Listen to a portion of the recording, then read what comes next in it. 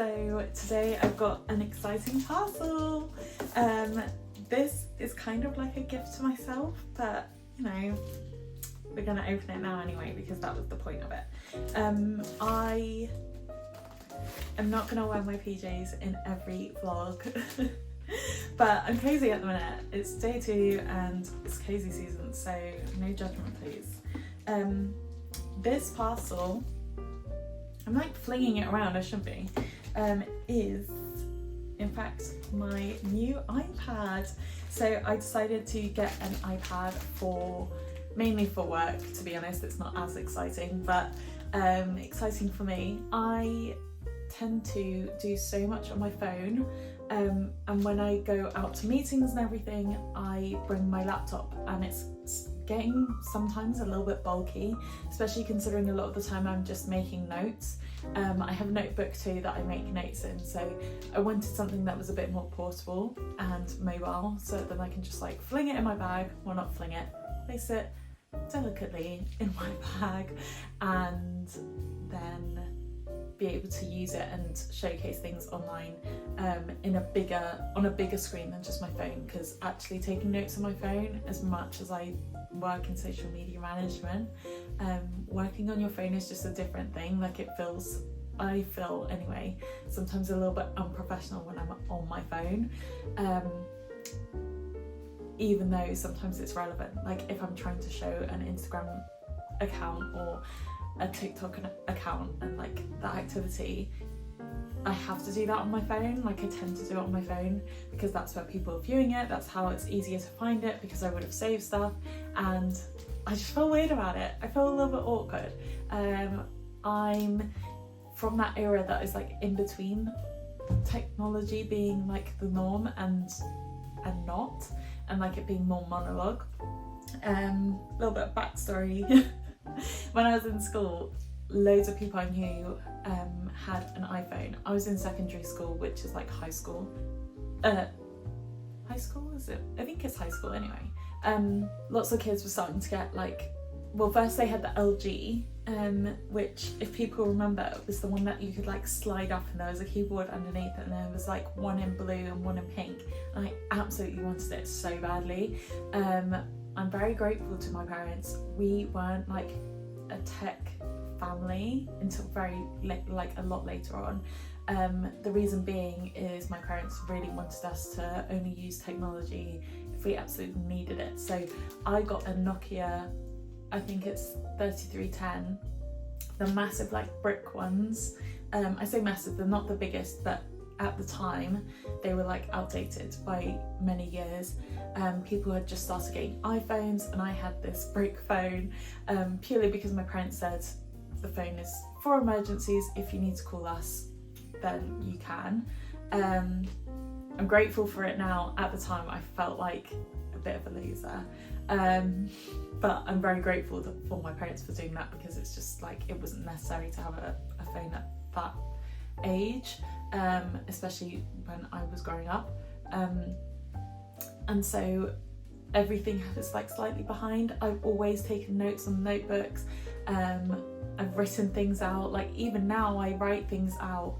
I've only just got used to making digital notes, which is crazy. I literally work in the digital space, but I can get an understanding of why people struggle with the transition. If I hadn't have grown up around that, trying to transition from everything is long. Like it's a lot. It took me forever to start using my phone for things that I wouldn't use my laptop for.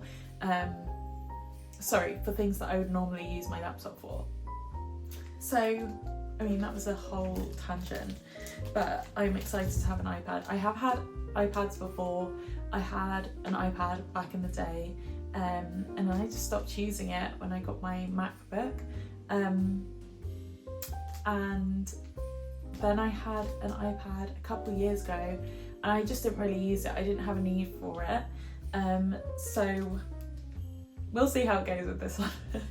I'm hoping this will be, useful, because my job now is slightly different to what I was doing before. So we're gonna unpack it.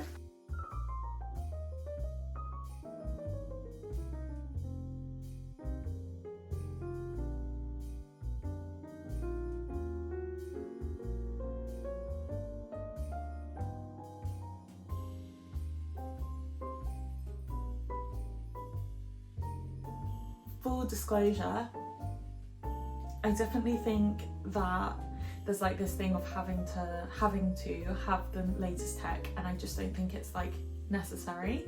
You don't need the latest tech. I literally bought my iPad off of Raylo, which is a site where you pay monthly and you're basically renting it, which anyone from like back in the day will remember that you could rent everything. Like you could rent your TV with the monthly payments. I rent my phone just because I don't want to pay for the whole phone, and also I've got like a spare phone, even though I'm pretty sure it's dead now, but a spare phone in case anything happens to my phone.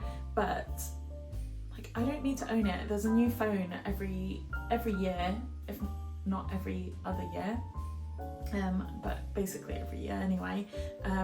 So instead of owning it, I literally use it for the lease period, and then once that's over I swap it out for the latest thing, which just saves me selling it or anything, and I'm not committed to then having just loads of phones just backlog. But that's my personal choice. I am also going to be leasing my car for the same reason. Like things don't hold their value anymore as much, and I'm not like tied with owning everything, which I know there's a big like political statement of you'll own nothing, like that whole thing. So I'm not being political, it's just my personal preference that actually I prefer to be able to have certain things, certain luxuries without having to pay upfront for them, and it does make a huge difference to me. There's certain things that I would want to buy, like my camera, like all of the stuff behind me wasn't by me, my boyfriend, but those sort of things, like big quality items that you're going to use day in day out, I get it, but for me, I'm not paying like over $1,000 for a phone. Yeah, rant over. But if you want to check out Raylo, I'm not sponsored or anything, but I think it's a good option for people that aren't as bothered, and want something that's a bit newer or something different, or want the option of sending stuff back. Highly recommend. They've got loads of tech on there, so you can get your laptop off there, like anything. My laptop I actually got from a friend, so it's secondhand. I really don't think there's like a tied-in thing to having a brand new thing. She says having unboxed her iPad, but still it's not brand, like even though it's brand new, it's not mine. It is, but it isn't vlog. So yeah.